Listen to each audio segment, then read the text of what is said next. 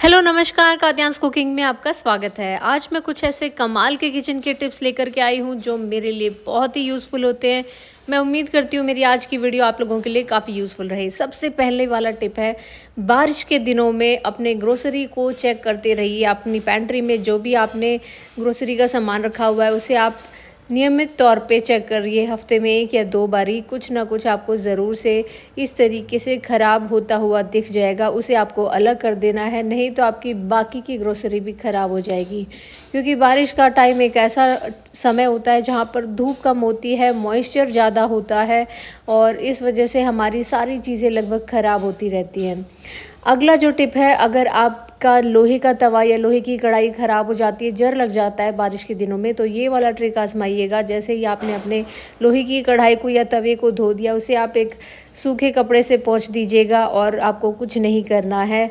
2 drop कोई भी oil ले लीजिएगा। मैंने यहाँ पर सरसों का तेल लिया है और एक टिश्यू पेपर से आप इसे कवर कर दीजिए। एक पतली सी लेयर तेल की आपको लगा देनी है और जो भी एक्सेस ऑयल है वो मैंने वापस से उतार दिया है। तो अब आप देख सकते हैं ये एकदम नॉन स्टिक की तरह काम करता है। या फिर आप ये दूसरा तरीका भी आजमा सकते हैं। जैसे ही आपने लोहे की कढ़ाई या तवे को धो दिया, उसके बाद में आप इसे गैस पे रख करके ड्राई कर लीजिएगा और फिर आप ऑयल लगा करके अपने लोहे के बर्तनों को स्टोर करके रखिएगा। तो इन पे ना तो जंग लगेगा और ये एकदम नॉन स्टिक की तरह काम करेगा। अब आप देख सकते हैं लोहे की तवे पे बिल्कुल भी रोटी नहीं चिपक रही है और इसी तरीके से कढ़ाई भी आपकी नॉन स्टिक की तरह ही काम करेगी। और ध्यान रखिए, बारिश के दिनों में लोहे की कढ़ाई या तवे में बैक साइड में भी आप थोड़ा सा ऑयल लगा देंगे तो वो बहुत ही अच्छे से सेफ रहती है, उस पर जंग नहीं लगता है। और ये अभी आप देख सकते हैं कितनी अच्छी शाइन आ जाती है और ये एकदम नॉन स्टिक की तरह काम करता है। बढ़ते हैं अगले टिप की तरफ। तो फ्रेंड्स, मानसून आ चुका है और मानसून में सबसे ज़्यादा जर्म्स, फंगस वगैरह घर में होने लगते हैं और फिर इस वजह से स्मेल भी बहुत आती है। मॉइस्चर रहता है तो नमी वगैरह की वजह से हमारे जो क्लीनिंग के चीज़ें हैं वो भी बहुत जल्दी ख़राब होती है। तो इनको हमें टाइम टाइम पे सैनिटाइज़ करना बहुत ज़्यादा ज़रूरी है। तो यहाँ मैंने एक बर्तन में गर्म पानी डाल दिया है और 1 चम्मच हमने यहाँ पर डिटर्जेंट डाल दिया है और इसके बाद में जो भी आपके क्लीनिंग के कपड़े हैं वो आप इसमें डाल दीजिएगा और बर्तन मांजने के भी जो भी स्क्रबर है या जूना है उसको भी आप पानी में डाल करके कम से कम 15 मिनट के लिए छोड़ दीजिए।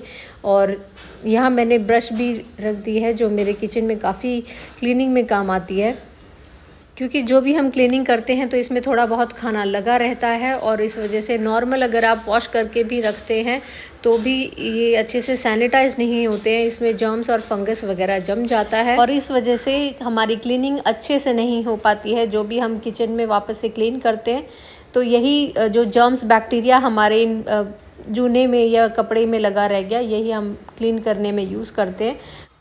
और धोने के बाद में अच्छे से हमें धूप में भी इनको रख देना चाहिए। लेकिन अगर धूप नहीं आती है तो कोई दिक्कत की बात नहीं है। आपने इनको गर्म पानी में धोया है तो एटलीस्ट आप हवा में इसको रख दीजिए कुछ देर के लिए, ताकि इसमें से जो भी गंदी स्मेल है वो भी चली जाए। तो बारिश के दिनों में इन कुछ सिंपल से आइडियाज़ को अपना करके हम अपने किचन को साफ़ रख सकते हैं और जर्म फ्री रख सकते हैं। तो मैं उम्मीद करती हूँ आपको मेरी ये वीडियो अच्छी लग रही होगी। और धोने के बाद में आप देख सकते हैं ये अच्छे से साफ़ भी हो जाता है और ये आपकी क्लीनिंग में बहुत ही अच्छे से काम भी आता है। अब बढ़ते हैं अगले टिप की तरफ। हम अक्सर अपने सिंक वगैरह साफ़ करते हैं, मांज देते हैं और इसको जितना हो सकता है उसे अच्छे से साफ़ रख करके अपने किचन को साफ़ रखने की कोशिश करते हैं। लेकिन सिंक के ये जो कॉर्नर्स होते हैं यहाँ पर नमी होने की वजह से इनमें फंगस जमने लगता है और ये आप देख सकते हैं थोड़ा सा ये काला काला होने लग जाता है। तो इनकी भी डीप क्लीनिंग करना बहुत ज़्यादा ज़रूरी होता है। तो हफ्ते में एक बार ज़रूर से अपने सिंक के ये जो कॉर्नर्स वाले एरिया है इनको भी आपको साफ़ कर लेना चाहिए। तो ये जो मेरी किचन की ब्रश है क्लीनिंग की, इसका मैं यूज़ करके ये जो कॉर्नर्स हैं सिंक के आसपास इसको भी स्क्रब करके अच्छे से ब्रश करके साफ़ करती हूँ। आप देखेंगे यहाँ से कालापन निकलता है और अगर 2-3 हफ्ते आपने ऐसे ही छोड़ दिया, यहाँ पर क्लीनिंग नहीं की, तो आप देखेंगे कि यहाँ से स्मेल भी आनी शुरू होती है। तो बहुत ज़्यादा ज़रूरी होता है कि हफ्ते में एक बार इस एरिया की भी क्लीनिंग होनी चाहिए, क्योंकि बारिश के दिनों में धूप नहीं आ पाती है, गर्मी इतनी नहीं होती है और मॉइस्चर होने की वजह से ये जो एरिया है ये सूखते नहीं हैं और ड्राई नहीं होने की वजह से यहाँ पर जर्म्स और बैक्टीरिया पनपने लगते हैं, जिस वजह से गंदगी और बैड स्मेल किचन में रहती है तो इनको भी आपको साफ़ करना चाहिए। और जब गंदगी और बैड स्मेल और जर्म्स वगैरह किचन में रहते हैं तो ये हमारी हेल्थ पे भी इफ़ेक्ट करते हैं, तो इनको आपको साफ़ कर लेना चाहिए। तो यहाँ पे मैंने जस्ट साबुन अपनी ब्रश में लगा करके इसे क्लीन कर दिया है, और उसके बाद में आप देख सकते हैं उन एरियाज़ पे आप पानी डाल करके धो लीजिएगा। और ये बहुत सिंपल सा तरीका है, कोई आपको केमिकल्स बाहर से ख़रीदने की ज़रूरत नहीं होती है। जिन सिंपल जो बर्तन धोने का साबुन होता है या फिर डिटर्जेंट का यूज़ करके आप इन एरिया को साफ़ कर सकते हैं। फ्रेंड्स, अगर आपको मेरी ये वीडियो अच्छी और यूज़फुल लग रही है तो प्लीज़ लाइक ज़रूर से कर दीजिएगा, क्योंकि आप अपने लाइक के ज़रिए मुझे मोटिवेट करते हैं ताकि मैं इस तरह की यूज़फुल वीडियोज़ आप लोगों के लिए ज़्यादा से ज़्यादा लेकर के आती रहूँ। चलिए बढ़ते हैं अगले ज़बरदस्त हैक की तरफ। तो ये कुछ ऐसे सिंपल से टिप्स हैं जिनसे मेरा किचन का काम काफ़ी ईजी हो जाता है। तो बारिश के दिनों में अक्सर मक्खियाँ या फिर ये जो फ्रूट फ्लाइज़ होती है ये किचन में आने लगती हैं, तो हमारी जो सिंपल क्लीनिंग है उससे काम नहीं चलता है।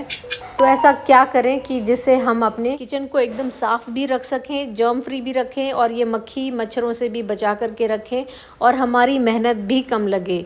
तो एक सिंपल DIY क्लीनर मैं आपको बताने वाली हूँ, जैसे आप अपने गैस स्टव को या किचन के प्लेटफॉर्म को, अपने फ्रिज को, किसी भी इलेक्ट्रॉनिक चीज़ को, या फिर किचन कैबिनेट्स को जो आपके किचन में चिपचिपे हो जाते हैं, उन सब को साफ़ करने में बहुत काम आता है। तो हमेशा अपनी क्लीनिंग से पहले जो भी एरिया गंदे हो रखे हैं उनको पहले आप साफ़ कर लीजिएगा, और उसके बाद में फिर आप इस DIY क्लीनर को लगा करके क्लीनिंग कीजिएगा। अमेजिंग तरह से काम करता है, स्पेशली बारिश के दिनों में अगर घर में मॉइस्चर वगैरह ज़्यादा है तो फिर ये वाला हैक कमाल का काम करता है। यहाँ मैंने आधा ग्लास पानी लिया है और आधा ग्लास मैंने इसमें विनेगर यानी सिरका डाल दिया है। इक्वल क्वांटिटी में लेना है पानी और सिरका, और उसके बाद में आप इसे अपने किचन के किसी भी सरफेस को क्लीन कर सकते हैं। चाहे तो आप फ्लोर को क्लीन कर सकते हैं, या फिर किचन प्लेटफॉर्म्स को या टाइल्स को, अपने किचन के कैबिनेट्स को साफ़ कर सकते हैं। जो भी चिपचिपापन, जो ग्रीसीनेस होता है, जो ज़िद्दी चिपचिपाहट होती है, वो सब उतर जाती है। साथ ही साथ आपका जो किचन का काउंटर टॉप है ये साफ़ हो जाता है, इसमें बहुत ही अच्छी शाइन आती है, और जर्म फ्री भी होता है, क्योंकि ये विनेगर एक नेचुरल डिसइंफेक्टेंट का काम करता है। और आपके ये जो किचन के सरफेस हैं, प्लेटफॉर्म हैं, ये भी ख़राब नहीं होते हैं। तो ये अभी आप देख सकते हैं क्या ज़बरदस्त शाइन आती है आपके किचन में, क्योंकि ये चिपचिपाहट को भी दूर करता है, साथ ही साथ आपकी मेहनत भी बचाता है, और मक्खी मच्छर बिल्कुल भी बारिश के दिनों में नहीं आएंगे, ये गारंटी है। तो आप इस DIY क्लीनर को ज़रूर से ट्राई कीजिएगा, और इसी से मैं अपने जितने भी इलेक्ट्रॉनिक की चीज़ें जो किचन में रखी होती हैं उनको साफ़ करती हूँ, और इससे इनमें बहुत ही अच्छी शाइन भी आती है, और मेरी मेहनत भी बच जाती है, क्योंकि मुझे बार बार इनको मांजना नहीं पड़ता है।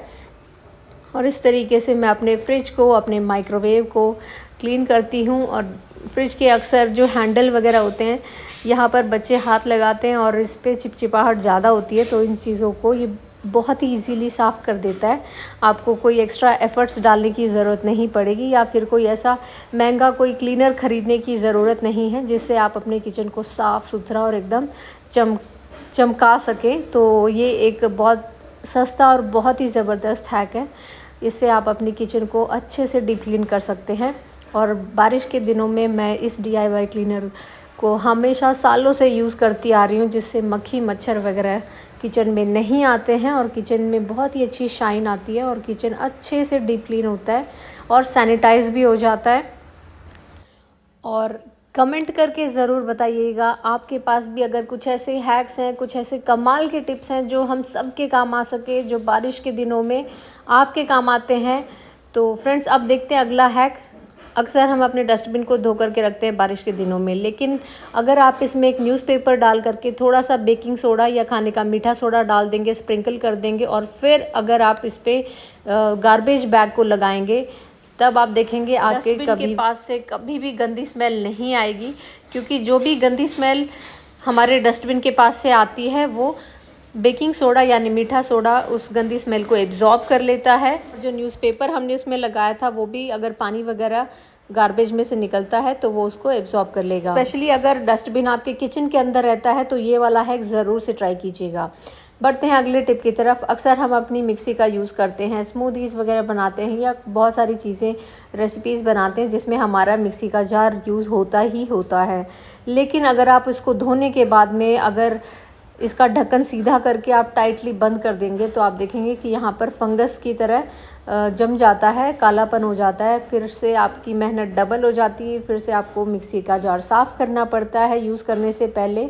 और तो अगर आपको अपनी मेहनत बचानी है तो आप ये वाला हैक ट्राई कीजिएगा। हमेशा ढक्कन को सीधा नहीं उल्टा करके ही रखिएगा, क्योंकि अगर आप सीधा ढक्कन लगाएंगे तो वो एयर टाइट हो जाता है और उसमें फिर फंगस जर्म्स होने लग जाते हैं, क्योंकि मिक्सी के जार में थोड़ी बहुत नमी मॉइस्चर रह जाती है और जो थोड़ा बहुत खाना लगा रह जाता है हमारे मिक्सी के जार में सफाई करते समय भी, तो उसमें जर्म्स वगैरह बन जाते हैं और हमारा मिक्सी का जार फिर से धोना पड़ता है। तो इस तरीके से मिक्सी के जार पे जब हम ढक्कन को उल्टा डाल करके रखते हैं, कवर करके रखते हैं, तो उसमें से हवा पास होती है और जिस वजह से थोड़ी बहुत जो नमी मॉइस्चर रह जाता है मिक्सी के जार में वो सब सूख जाता है और उसमें कोई जर्म्स वगैरह नहीं होते हैं।